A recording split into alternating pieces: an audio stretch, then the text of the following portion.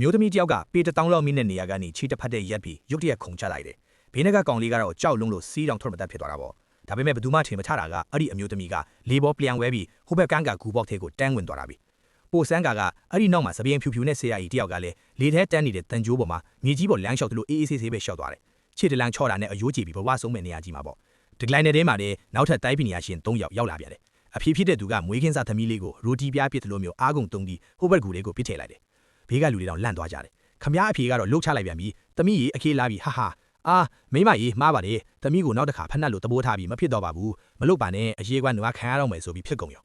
ကောင်လေးအလက်ရောက်တော့ကြောက်လုံးလုံးတုံနေပြီးသူ့အမကအတင်းဆွဲခေါ်ရတော့ရှေ့မတူရဲဘူးအမားလုပ်တဲ့သူကလည်းမလျှော့ပဲအားကုန်တုံပြီးကောင်လေးကိုပြစ်လွတ်လိုက်တယ်တော်သေးလို့တန်ကြိုးကိုလမ်းဖမ်းမိလိုက်တာမဟုတ်မြင်တော့တွေးရဲစရာတော့မရှိဘူးအမားလုပ်တဲ့သူခုံမဲ့အချိန်မှာမျက်စိမပါတဲ့လူတယောက်ဝင်းတိုက်မိလို့ဖြစ်ပြီးပြုတ်ကြမလို့ဖြစ်သွားတယ်အချိန်ကြိုက်ပဲလမ်းသွားလမ်းလာတယောက်ကတုတ်ကောက်ကိုလမ်းပေးပြီးလက်တစ်ခွက်တည်းနဲ့ကူးညီလိုက်တယ်ကြောက်ဝါနေပင်မန်းခမ်းမနေပါနဲ့ကိုလွှတ်ထားလိုက်ငါပညာနဲ့ပို့ပေးမယ်ကိုယ်တိုင်သွားစရာမလိုပါဘူးသူများကူညီယူတာရှက်စရာမဟုတ်ပါဘူးလို့ပြောပြီးမယ်ကောင်လေးကခေါင်းပါပြီးကိုယ်တိုင်ပဲတန်ကြိုးပေါ်မှာတွားသွားတယ်နောက်ဆုံးတော့အကြာကြီးကျူးစားပြီးမှဟိုဘက်ရောက်သွားတယ်ဟိုဘက်ရောက်တော့မြင်လိုက်ရတဲ့မြင်ကွင်းကြောင့်ကြောင်တွားတော့တာပဲ